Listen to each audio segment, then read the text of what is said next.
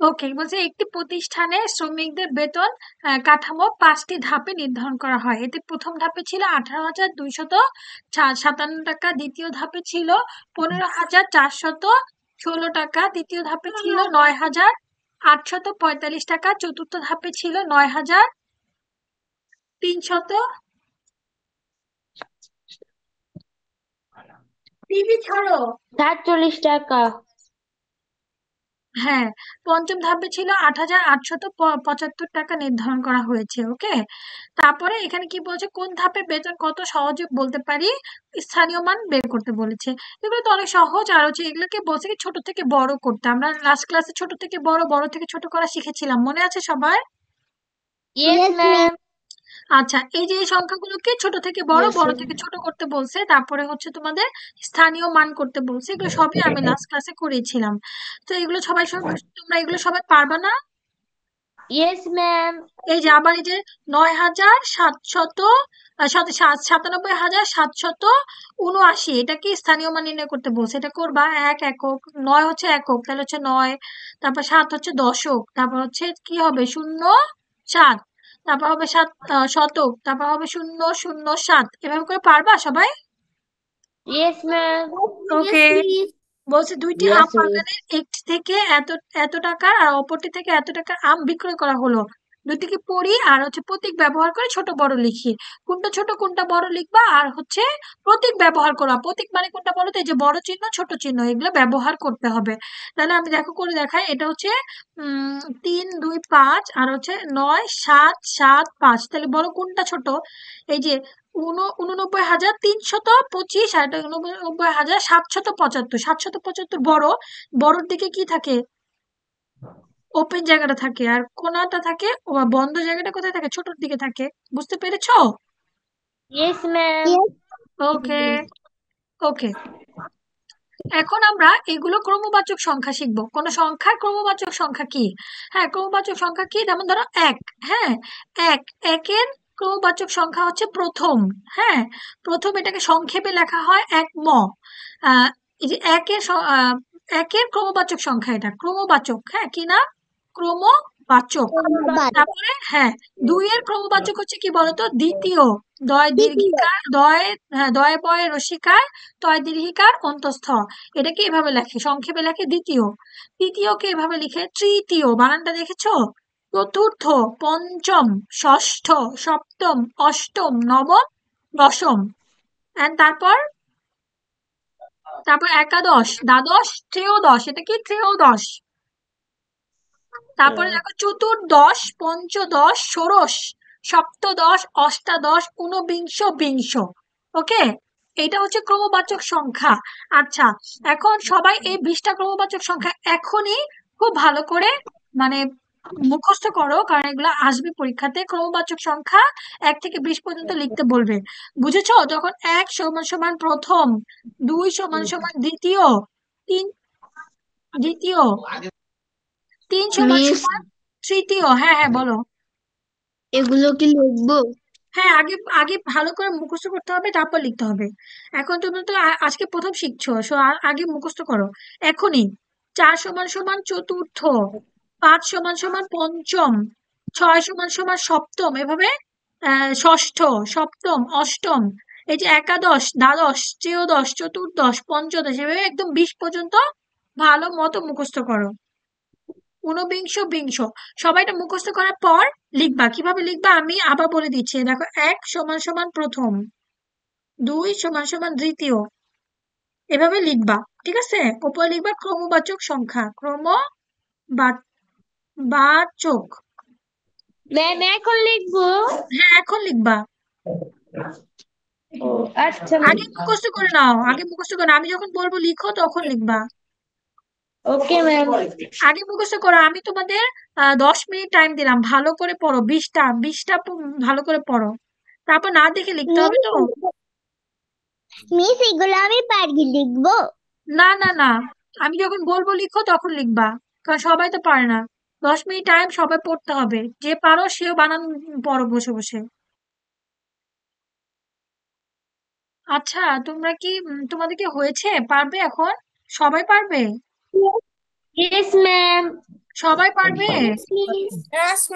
আমি এটা সরিয়ে দিচ্ছি, তোমরা আমি স্ক্রিন থেকে সরিয়ে দিচ্ছি, সবাই বই বন্ধ করো এবং খাতায় লিখো ক্রমবাচক সংখ্যা, ক্রমবাচক সংখ্যা।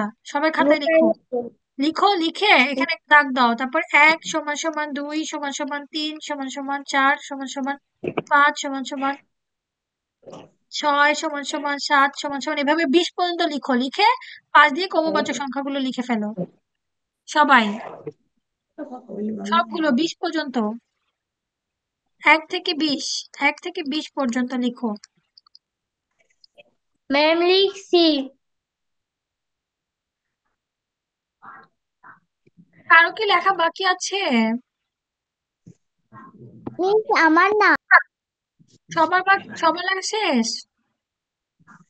Yes, ওকে, ভেরি গুড।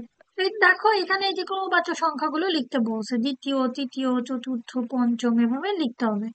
আচ্ছা যাই হোক, এটা তো তোমরা লিখেছই, সব এখন শিখেছো।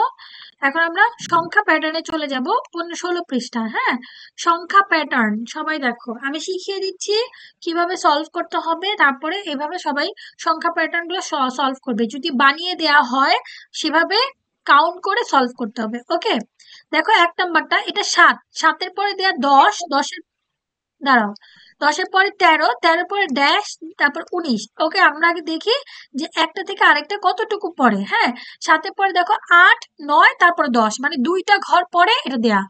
7-এর পরে 8, 9 বাদ, তারপর 10, 11, 12 বাদ, 13।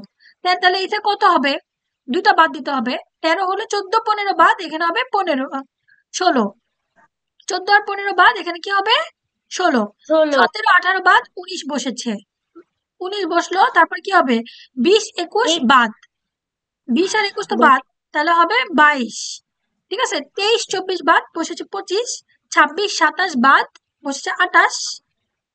তাহলে 28-এর পর কি হবে? 29, 30 বাদ, হবে 31। বুঝতে পেরেছো সবাই? Yes, এই যে এখানে দেখো 18, 19 বাদ 20, তাহলে এখানে কি হবে? একটা বাদ দিয়ে পরেরটা বসবে 22। Very good. তারপরে একটা বাদ দিয়ে পরেরটা বসবে 24, 26, 28। Very good. এখন এগুলো সবাই করো, খাতাতে তুলে নিতে হবে, খাতাতে এভাবে তুলে নিবা, এভাবে 15 তুলে, 11 তুলে তুলে করো। এই দেখো এখানে যে ছোট থেকে বড় দেয়া আছে, এটা 19, তারপর এটা 15, তার মানে ম্যাম, এক হ্যাঁ, থেকে কি 6 নাম্বার পর্যন্ত লিখবো? না, এই যে এখানে যেগুলো তো দেয়া আছে সেগুলো তুলে লিখবা। 1 থেকে লিখো, হ্যাঁ 1 থেকে লিখো, আমি তো এগুলো বলে দিলাম, এই 1 থেকে লিখো, 1 থেকে 6 সবগুলো করো। আর এই যে এগুলোও কিন্তু বুঝে করতে হবে। দেখো 19, এখানে কিন্তু অন্য সংখ্যা বসবে, এখানে 15 ছোট সংখ্যা, 19-এর আগে সংখ্যা, তার আগের সংখ্যা এভাবে বের করতে হবে।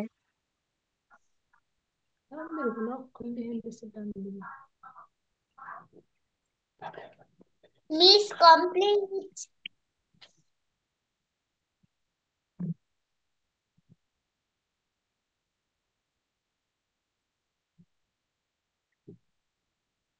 সবার কমপ্লিট? Yes, ma'am. ওকে,